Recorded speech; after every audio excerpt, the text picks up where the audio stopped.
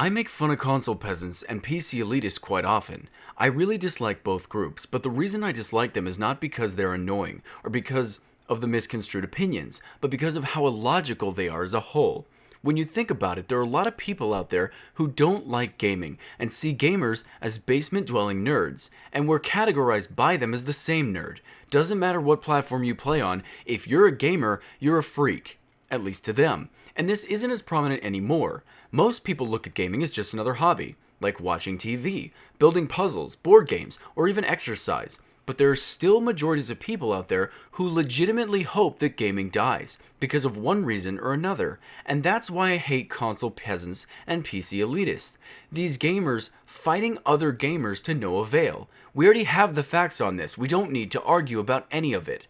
But there are actual people out there who sincerely want to end gaming, and you're wasting your time fighting about this. Now that I've screamed at the morons, let's talk about the idiots. The first guy I want to talk about is Beck.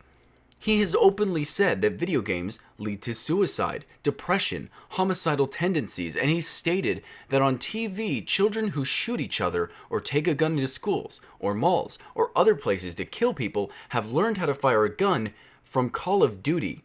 That Call of Duty desensitizes them to murder and proactively taught them how to fire a weapon and tempted them into mass murder. Now just imagine that. Call of Duty is played by millions of people, and a very small majority of these shootings happened after a gaming session. We are to honestly believe that Call of Duty makes us want to kill people. He then goes on to say that Watch Dogs taught kids how to hack into your smart device and computer. It teaches kids to hack and use their new acquired hacking skills for evil. Now I'm going to address Glenn here because this is ridiculous and should never hold up anywhere. However, many people have believed Glenn without doing any research for themselves. Now I have no idea why Glenn hates video games. Perhaps he's simply one of those people who just don't know what they are, so he assumes that they're evil. He gets small glimpses at them and sees the gore and figures they must be evil. But I wonder what kind of TV this guy watches. Rambo First Blood has more gore in it than any Call of Duty game I've ever seen. The Lion King has a darker plot than any Call of Duty I've ever played. Even a movie as mild as Captain America has more brutality in it than any Call of Duty game I've ever played. The only part of the game that is explicit is the language. The language in Call of Duty is a bit extreme, but of course it is. The game is made for adults. Parents who wouldn't buy their kid an R-rated movie, but buy them a rated M game are lousy parents. If you're okay with your kid watching R-rated movies and playing M-rated games, that's fine, so long as you're being a good parent and actually watching them, making sure that they know what's going on in those video games and movies that they're indulging in. But if you actually sit back and blame the video game for being violent, then I blame the Expendables for being violent. You idiots, you have a choice not to play or watch. There are ratings for a reason, and the idea that Ubisoft taught kids how to hack through a video game is idiotic. I played Watch Dogs with a controller, and when I had to hack something, the game said press X to hack. Are you really saying that the only way to hack into the CIA and NSA is to open up their webpage and press X?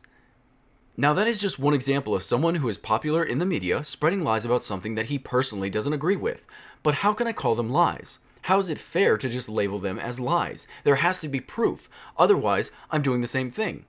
I don't like what he said, so I'm going to complain about it, but you guys know me. I like facts, I like statistics, and I like studies. So here we go. Let's take a few gaming studies. Number 1. Do video games make people violent? Now I spent a lot of time last night reading a lot of articles to address these things and I forgot to link them, but they're really easy to find with a quick Google search of your own. If you take a person who's normally not violent and expose them to violent video games, multiple studies have shown that these kids did not actually become violent afterwards. Some of the studies were conducted over 7 years, and there was only one case where one of the kids turned violent, but anything could have caused this. Video games were never the only factor here. However, let's say that it was video games that caused it.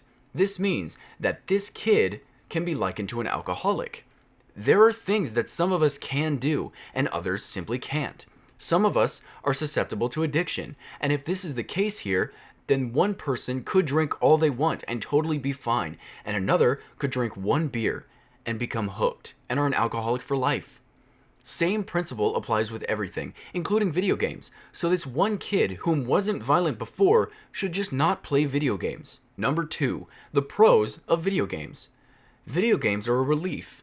They're a great way to sit down and unwind after a long day, and the cool thing about them is that they're an artwork. Every video game is art, and if done well, calls for an amazing experience. You could hate the game that you're playing, but admire the way it looks. Another great thing is how it positively affects you. People who play video games are shown to have higher hand-eye coordination. They have faster reaction times, normally can type faster, and tend to be more creative thinkers. The last bit depends greatly on the player and what type of games you're playing, and how you're playing them. Also, the faster typers is mostly reflective of the PC gamers, obviously, but regardless. Another pro is the ability to unwind and relax, but also use your brain. No matter the video game, as you play, your mind is very active and stimulated, so as you play, you're developing.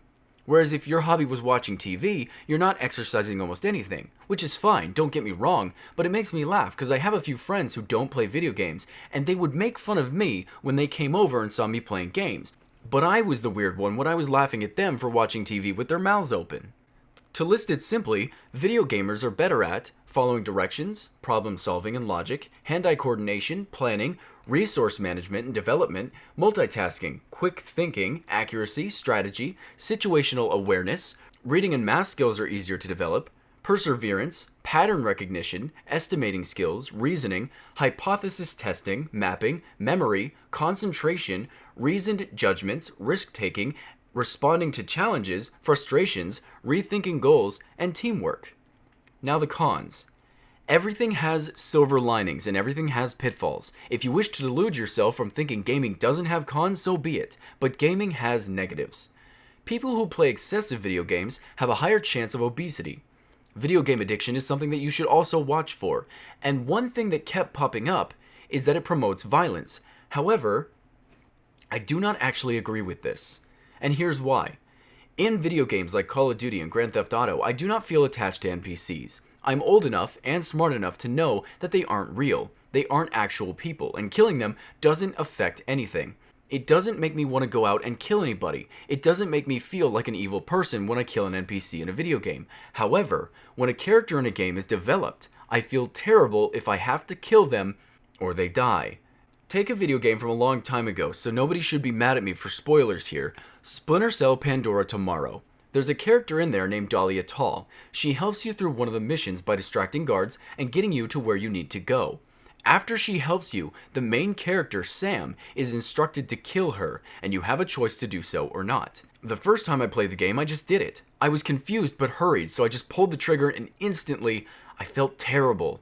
I had no idea why I was forced to do that, and yes, it hurt me, but I never felt inclined to hurt anyone else. If anything, it made me realize how important it was I don't cause harm upon anybody. I would hurt as well, and there was another study that I read that was similar to this. A group of kids were playing violent video games and became less violent to others because the video games made them feel bad for what was happening in them. They no longer wanted to bring that pain to others. I found out later that if you didn't kill Dahlia, she would try to snipe you from the building she was on, and you had to kill her anyway to get her to stop shooting. But regardless, video games are not evil. They're a form of entertainment with a laundry list of pros, and a rating, so any responsible parent will be able to ensure that their children aren't playing games that they shouldn't be playing. The people who watch my videos are made up mostly of gamers. We all share a similar hobby, and we all get along pretty well. We're friendly to one another. Honestly, this is one of the friendliest groups of people that I've ever met. If video games made you violent, shouldn't we all be a portrayal of that? And for those of you out there who are screaming at one another for liking a certain platform instead of another, just remember that we are all gamers. And there are those out there who wish that we as a whole didn't exist. They don't care about the differences of us at all. They just want us gone. And they want gaming gone too. If you're going to be angry at someone, it's only logical you get mad at them. Bye guys.